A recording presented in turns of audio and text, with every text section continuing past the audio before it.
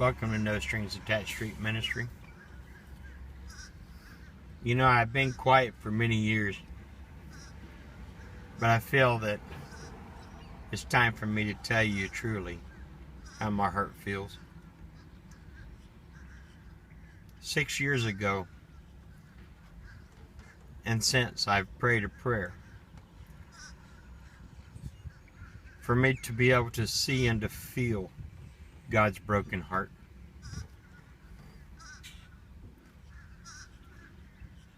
I wanted Him to allow me to have my heart broken for what breaks His.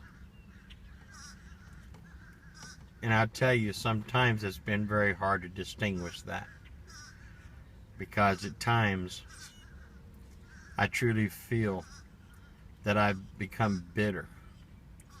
And it's not because that I'm bitter, but it's broken my heart to a point to where just the simple human being in me just does not understand. To be able to feel the heart of even just another of the ones that are around you is tough. It's very tough. But to feel the heart of the broken heart of the Master that controls you and runs your hurts even harder. I've literally cried hours and hours and hours in tears for what I've seen and what I've found. Then people's asked me throughout the year why I get so depressed at this time of year. But yet they don't understand what I see. So in hopes not to discourage you, but to tenderize you, to make you realize just how important it is to please God on an everyday basis. I see churches that speak the true gospel and stand up against the compromise of the world. But yet I see these small churches struggle every single day. Can't even keep the power on. Every week they struggle just to keep the doors open. I see good pastors on even YouTube that speak the truth, and all they do is they receive very little support or even views, for that matter, on their videos. But yet I see the evil of the world go out and have road rage and things like that, and stupidity, and do dumb stupid things on YouTube that receive millions and millions of views. This is what breaks my heart, for this is what breaks God's heart. I see young ministries start up every day that struggle and fall because the lack of support. I've even seen my own ministry struggle. I've seen other ministries like myself that has taken every single dollar that he's made to try to change the world one at a time, but yet struggle every day just to put gas in the van. That wonder if he can even get this truck fixed, or wonder if he could even get the insurance paid so he can drive his truck. And ask nothing from nobody but just the help to support the ministry itself, but yet still struggle every day. Spend the time to make videos just like this to show the true feeling of the heart that drives the ministry that God's laid out there for him. But yet I'm sure I'll receive very little support, or even views, for that matter. I'll have a few that love me, and I have a few that support me. And for those, I'm very grateful. But I shouldn't have to struggle. Neither should a good church that preaches the true gospel. Every day I go out into this world and I sit and I in search of broken hearts. And every day God sends me some broken hearts along the way. And a lot of them is even my friends in my church family that I minister to as well. But then I see another thing that breaks my heart is during this time of year, I see these same people that struggle every day and cry and complain and cry out to God that they need His mercy and they need His help. But yet are out at Christmas time spending hundreds and hundreds of dollars buying stupid stuff like widescreen TVs or something that might give them 5 minutes of pleasure before they lay it down and get tired of it. Or have the nice new fancy iPhone or the new car or the big rich boat that they go out and float on every single weekend, but yet refuse to even lift $5 to a ministry to help them out. But yet every day post all day long on their sites of how mighty God is and how we should do this and all these little things that they post and all these warrior statements that they do, and have people call me up and promise to help me out with my ministry, but yet refuse to even follow through. This is what breaks my heart. Is this what breaks God's as well? To see people during tax season, even the rich or even the poorest of poor receives life-changing money during this time of year in the United States. I've seen young families receive up to $10,000 just in taxes. $10,000 could change someone's life. It should change theirs. But yet they waste every dollar on frivolous stuff that means nothing to them.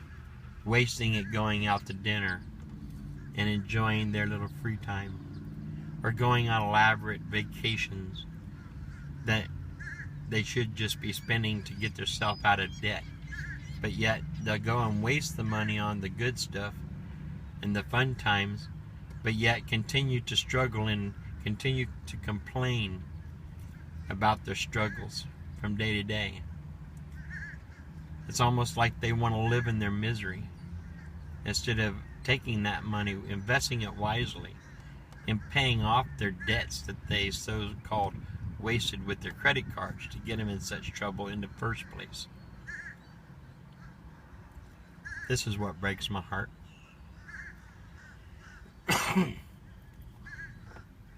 Please do not take this as of a sound or a call of my bitterness. I'm not bitter. I'm just telling you what I see. I'm telling you the truth of what breaks God's heart. I'm trying to wake you up and get you to understand. How can you walk with God in God's hand in hand, when all you do is use Him as some kind of a Santa Claus, only to pull Him out of the drawer when you need Him, only to be able to call on Him when you're in desperation, and then you cry out and say that God doesn't love you and doesn't hear your prayers? How could God hear your prayers when He don't even know you? Think about that. You think God's going to answer your every call and every whim just because you think you knelt down one day or you said that little prayer that the preacher told you to pray, but yet never followed through with it? I'm telling you, if God's changed your heart, He's changed your actions as well. If He's truly there behind you and inside you, Remember, the Bible says you will be able to tell them by their fruits. A changed heart does not have a greedy heart. A changed heart does not have a selfish heart. A changed heart doesn't sit on their butt at home or on the pew at the church and only have God out on Sunday for 1 hour a day, and then puts him back in his pocket for the next week while he goes out drinking and whoring or doing whatever he does.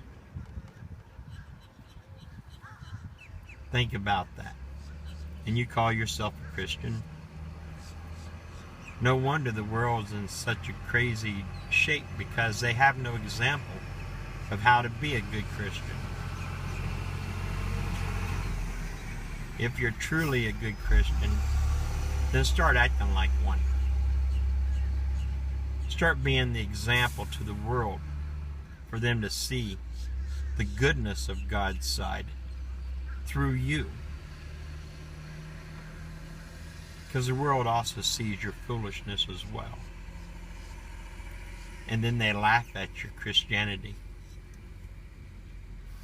They laugh at you when you're whining and crying and carrying on like a stupid fool, because you won't even put into effect your own powers that God's given you to pull yourself out of these situations. Wake up, world. We're in the end times. And I'm all about telling people the good news. And I'm all about going out and helping anybody that's broken and anybody that's had a hard time and going through rough times. I will be there, and I will cry with them. I will pray with them. I will love them. And I will do anything I can to help them. But how can I help them when they turn around and see you acting the way you do, and then they're like, I don't want that?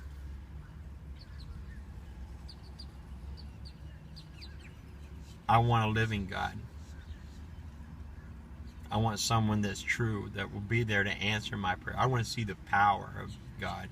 I want to see the power of the God that I serve.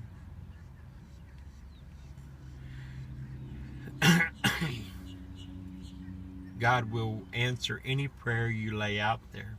This I promise. He's proven this over and over to me in many ways. He's even shown me when my friends or Christian friends refuse to help, but yet he'll drop it right out of the sky or send an angel along the way to do what he does, to do the work that they should be doing. And he's done this not to just fulfill the needs of my ministry, but he's done this and has been open for you to view and to be shamed of how you've been, in hopes to teach you right from wrong. Oh, you stupid fools. You stupid fools. How could I plead with you to open your eyes and truly understand the walk with God? How could I truly convince you that He's real? This is why God has me praying more for you than for the ones out in the world.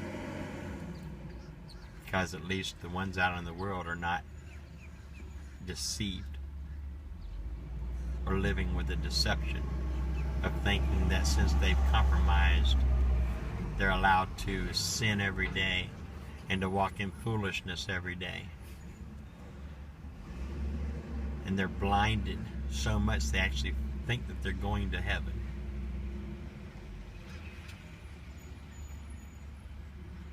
Now that's what breaks my heart. Sorry for having such a powerful message today, but I truly feel I need to let the world know really what's going to help them get out of the situations that they're in. I love each and every one of you, and I'll always pray for each and every one of you. And if you find me on the side of the road someday, Step in and see the power of my ministry. I invite you, if you have troubles, call on me. I'll prove to you that I'll be there. I've already done that in so many ways. God bless you. Have a nice day.